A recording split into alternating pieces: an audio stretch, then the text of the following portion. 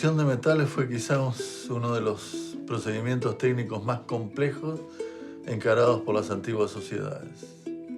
La zona andina sudamericana guardó una de las tradiciones metalúrgicas más importantes del mundo antiguo, pero con diferencias regionales importantes, digamos, particularidades regionales importantes. No sabemos, lamentablemente, cómo se originó la metalurgia en el noroeste argentino. El objeto de metal más antiguo encontrado hasta ahora es una máscara de cobre fabricada por martillado de una lámina con rasgos faciales encontradas en una tumba que data de hace poco más de 3000 años. Junto a esta tumba se encontró otra con un individuo que tenía un pendiente también de cobre de la misma antigüedad. Estos dos objetos son de los más antiguos encontrados en Sudamérica. O sea, se trata de piezas relativamente complejas de hacer, como la máscara, pero fabricadas en un momento muy temprano de la historia andina. Ahora, no sabemos, obviamente, si esta máscara fue fabricada en el noroeste argentino o no.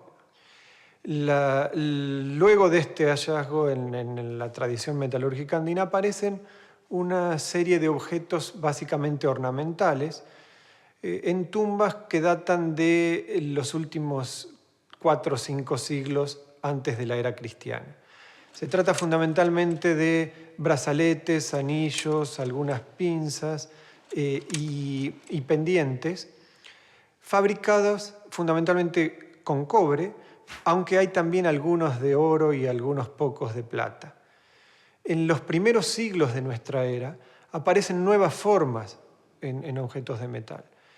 Pero, sin embargo, los hallazgos de talleres de producción metalúrgica antiguos en el noroeste argentino son sumamente escasos. Tan solo hay evidencias en 2 sectores de los valles centrales de Catamarca que consisten en algunos fragmentos de escorias asociados a un fogón, suelos con evidencias de haber alcanzado una alta temperatura, algunas herramientas líticas que podrían haber servido para martillar, por ejemplo, cobre u oro.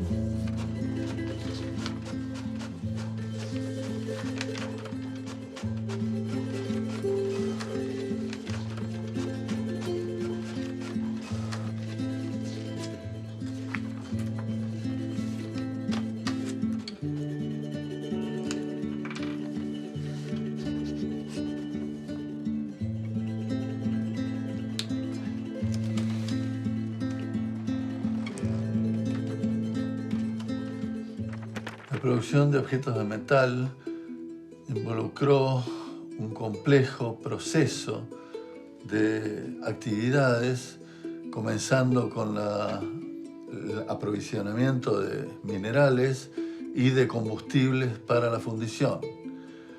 Estas tareas requirieron la intervención de personas altamente capacitadas para llevarlas a cabo. Los metales utilizados para la fabricación de objetos en el noroeste argentino han sido el cobre, el oro, la plata y estaño y arsénico en combinación con el cobre. Hay sin duda una aleación que fue la más importante en el noroeste argentino durante épocas prehispánicas, que es el bronce. El bronce se compone de cobre y estaño o de cobre y arsénico. En el noroeste argentino hay evidencias de una producción de bronce arsenífero y estañífero muy temprana en relación al contexto andino en general.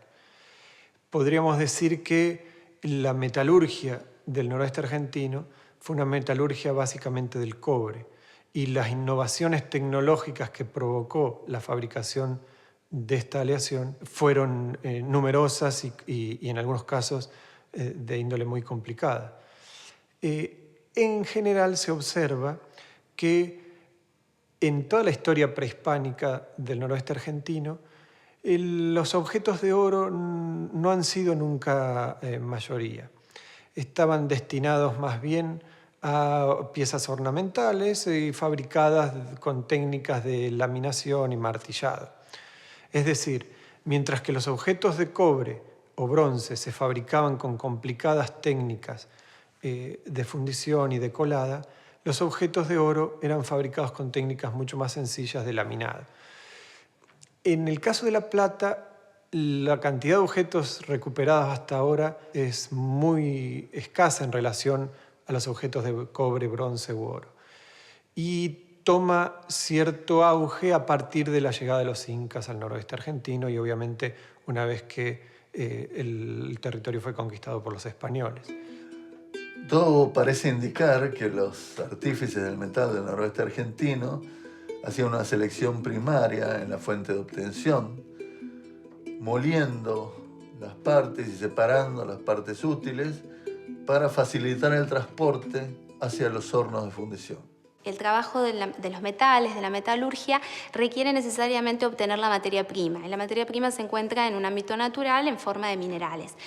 El trabajo que requiere la extracción y las distintas etapas sucesivas que se dan desde la extracción del mineral hasta el objeto final metálico que los arqueólogos podemos encontrar, depende muchas veces, primero, de las características, de qué tipo de minerales se estaba extrayendo, de las características del ámbito natural en el que se encuentra, si se encuentra, en veta, es decir, en una roca dura, o si puede ser, como el oro o el estaño, lavado a partir de sedimentos aluviales, es decir, del río. Eso va a depender muchas veces, cuáles son las etapas para la extracción. En aquel caso de los minerales que se encuentran en veta pueden ser trabajados a cielo abierto o también algunos requieren que se siga la veta en profundidad. En ese caso, los mineros deben tener en cuenta las condiciones para poder sostener esa estructura bajo tierra. Deben tener en cuenta la logística de la ventilación, de la iluminación y también de a cuánta profundidad pueden llegar para poder seguir esa veta. Las herramientas que se utilizaban, que conocemos, son herramientas de piedra, mazas, martillos, también algunas herramientas de bronce y también barretas de madera e incluso las astas de los ciervos. Luego de obtener el mineral, ya sea por lavado de sedimentos o por el trabajo en veta, se procede a una selección del mineral de forma mecánica, para poder ir purificándolo de aquel material estéril en el que está combinado o en el que se encuentra dentro de la caja de la roca. Esta primera selección se hace una selección manual, luego también un lavado y una molienda del mineral. Son de la última campaña del año pasado. Ay, qué Estas bueno, son por favor. hornos de fundición metalúrgica. Qué lindo que está. En buen estado de conservación, realmente es raro encontrarlos prácticamente enteros. Sí, pero ¿son coloniales o prehispánicos? Estos son coloniales. Ajá. No sabemos exactamente de la fecha, pero suponemos, por lo que hemos visto hasta ahora, que serán de mediados del siglo XVIII. Ah, mirá vos, qué bueno. Y cerca de los hornos había escoria. ¡Upa! Había... ¡Qué belleza esto! Sí, algunos objetos de metal, muy pocos, pero son, la verdad, que raros. No hay muchos parecidos. Uno tiene una llama cargada, el otro... ¡Qué lindo! ¿Y este? Es un topu también, pero con el escudo de Carlos V, o sea, un topu de época colonial de bronce. ¡Qué bárbaro! No es un motivo sí, común. Pero esto tendríamos que ver si en los paneles de arte rupestre el patrón de 4 patas no aparece, ¿no? En el colonial, hay arte rupestre cerca de esta quebrada y hay camélidos representados, pero no los hemos visto todavía en comparación con esta pieza. Lo lindo sería ver un poquito lo del arte rupestre de Silvina en relación con estas cosas, ¿no? Sí, o sea, esta quebrada termina en un lugar que se llama Ciénega Rodeo, donde hay muchos paneles con arte y hay muchos motivos diferentes representados. A mitad de quebrada hay hornos. Ajá. En el fondo de la quebrada ha aparecido una de las piezas de metal. Carlos, ¿y se puede ir caminando, haciendo un campamento en zona intermedia? ¿Se puede llegar a los dos lugares, digamos? Sí, no, lo ideal sería hacer campamento a mitad de quebrada porque hay agua permanente ahí. Ah, está bueno. Y tendríamos acceso tanto a la parte baja donde está la zona minera y bueno. la parte alta que es donde está el arte representado, y hay sendas antiguas también. Bueno, la carpa seguro. También tenemos equipo de dormir. Sí, no vive nadie cerca, entonces no hay ningún tipo de posibilidad de conseguir Nada, alimentos, hay que entrar con toda la nada. comida. Hay que ir con todo lo que vayamos a necesitar para esas semanas. No hay posibilidad de conseguir nada. Bueno, para cámaras, seguro. Y Yo ver no los sé, paneles para el arte, para relevar arte, habría que No, sí, que vamos a ver llevar. las cámaras necesarias, las Sí, escalas, voy a lo que anotar haga para falta. llevar algún calco y.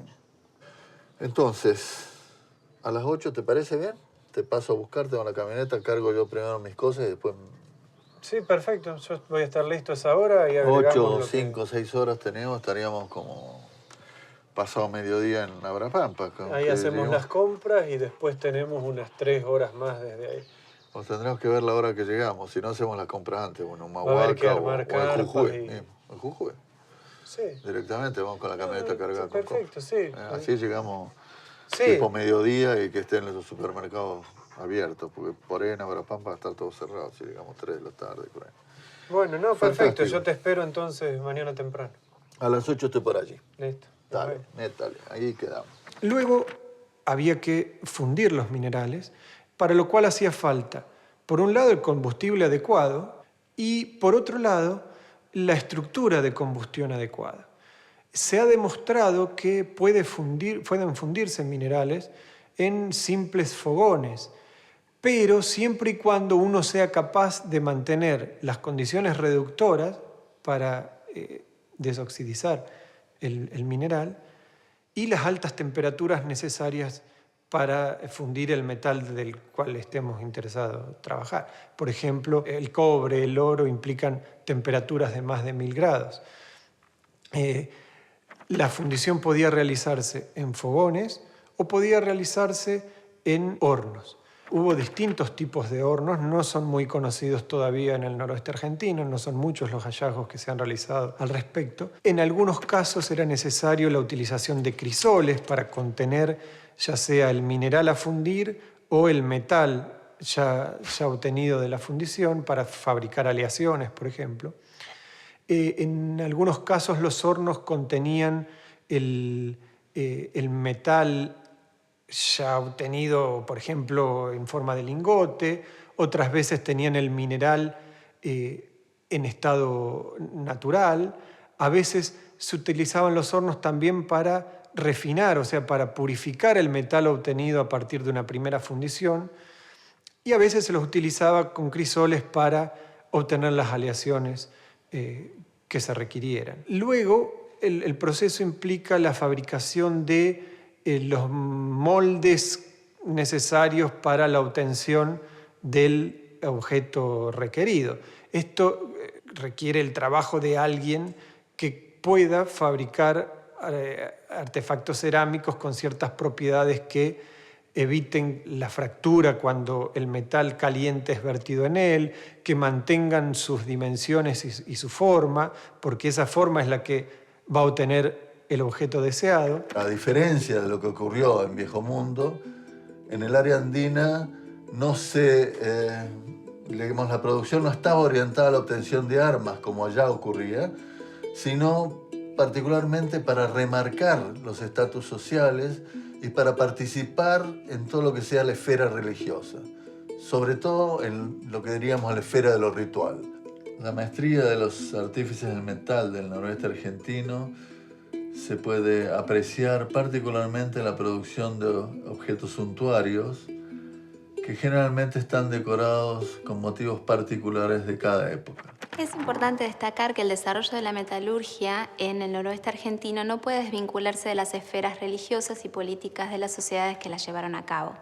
De hecho, incluso aquellos objetos utilitarios funcionaron o jugaron un papel dentro de los rituales, funcionaron como indicadores de prestigio, de poder, de riqueza y estuvieron mano a mano con el desarrollo de la complejidad social y de la diferenciación social dentro de estas sociedades a lo largo del tiempo.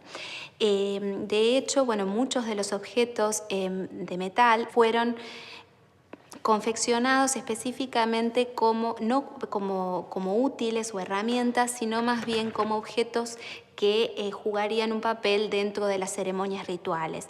Las hachas decoradas, las campanas, los discos decorados con diseños vinculados con el culto son indicadores de eso. Incluso también los objetos de metal funcionaron en distintos momentos como bienes de intercambio, pero también como bienes de difusión de ciertos mensajes y también como parte de, de alianzas, de entretejer alianzas con otras poblaciones en otras regiones. Uno de los intereses de la expansión incaica hacia el noroeste argentino era la explotación de los depósitos de minerales metalíferos, pero a su vez poder contar con la capacidad de los artífices locales para la explotación del mineral. En relación con esto, es posible que la expansión incaica impactara mucho más en aquellos sitios del noroeste argentino donde el trabajo sobre el metal estuviera más desarrollado. Uno de los intereses de los incas del noroeste argentino fue mejorar la organización de la producción a los fines de lograr un mayor rendimiento. De la misma forma que en otros lugares de los Andes, aquí los incas implementaron algunas distintas estrategias. Primero, abrir nuevas minas. Después, mejorar el rendimiento de las existentes. Y después, incorporar innovaciones en lo que fuera el tratamiento del mineral y la fundición.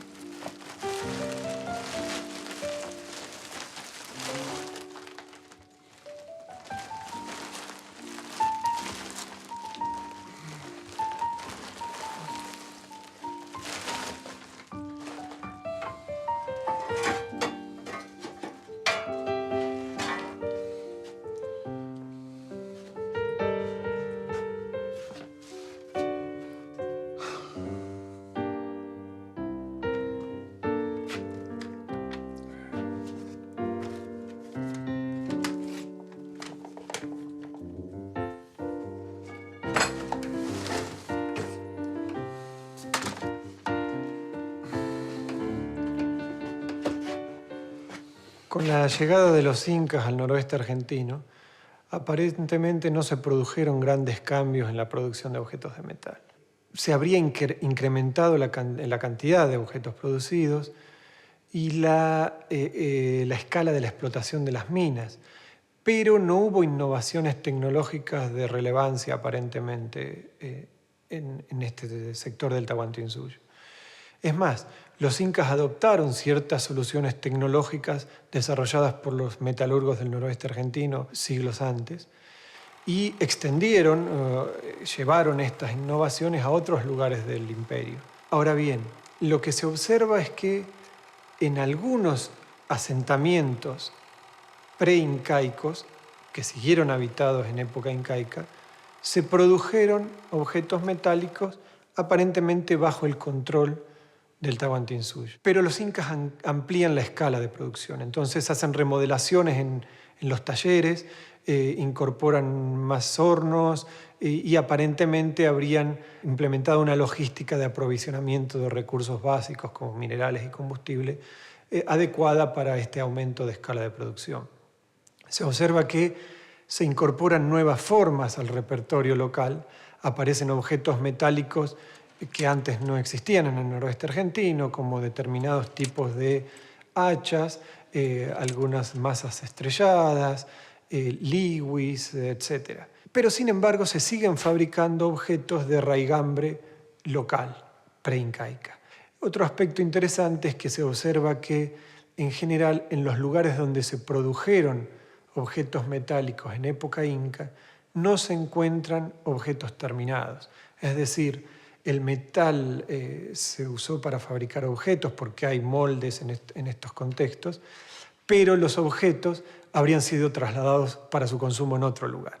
Y aparecen en esta época moldes de lingotes que no son comunes en épocas anteriores. Es decir, habría habido una reorganización de la producción para el traslado a distintos lugares del imperio. En muchas comunidades mineras de la zona andina se encontró una marcada continuidad entre la cosmología minera y la de los pueblos agrícolas. El caso, por ejemplo, de pedir permiso a una deidad para poder extraer mineral o algún recurso de la tierra, se observa también en el caso de la obtención de arcilla para la producción de alfarería. En realidad el proceso minero tiene una metáfora muy cercana a los procesos naturales de gestación, asociándose la mina al vientre de la madre y el mineral al niño recién nacido. El simple hecho de entrar a trabajar a la mina estaba relacionada por los mineros con el acto sexual. Así como la tecnología metalúrgica no puede desvincularse de otras esferas rituales y ceremoniales de las poblaciones, tampoco la actividad de extracción, la minería, puede desvincularse de ello. Tanto el Imperio Inca como las sociedades prehispánicas tuvieron una estrecha relación entre la religión y los cerros, los minerales y los metales a explotar. En este sentido, no es casual que muchos de los santuarios de altura estuvieran localizados en cerros ricos en mineral y que estuvieran vinculados con las actividades extractivas. Por otra parte, los cronistas europeos observan y relatan cómo en momentos previos a la extracción los mineros debían hacer una suerte de confesión, bailar y beber toda la noche para poder llegar a un estado de conciencia determinado antes de tanto entrar a las minas o a los socavones, como también para realizar las prácticas de fundición. En este sentido, se dan una serie de prácticas, rituales, que propician el ingreso al socavón y también el encuentro de las vetas ricas y que pueden ser, ocultas por la montaña, por los cerros, que son las huacas, deidades muy poderosas que pueden permitir y dar al minero, pero también sacar y destruir u ocultar el socavón o las vetas. Es importante pensar que muchas de las prácticas rituales vinculadas con el trabajo minero y con la relación y la negociación con las huacas, con estos cerros poderosos, se transformaron a partir de la conquista española, pero porque muchas de estas prácticas fueron condenadas por la imposición de la religión católica. Pero también es interesante pensar que muchas de las prácticas no eran tan lejanas a los mineros españoles, ya que compartían, como una manera de puente, esta idea de unas esferas no separadas entre la técnica, entre la minería y la religión, entre los espacios sagrados, ya que los mineros españoles también bautizaban a las minas, realizaban ciertos gestos cabalísticos o ciertos estados de ayuno o ciertas acciones que propiciaban también el buen desarrollo de la minería. Y por tanto, se observa una variedad de estrategias de los grupos indígenas que combinaron prácticas cristianas europeas con sus propias prácticas aparentemente sin contradicción. Y es lo que vemos también en la actualidad.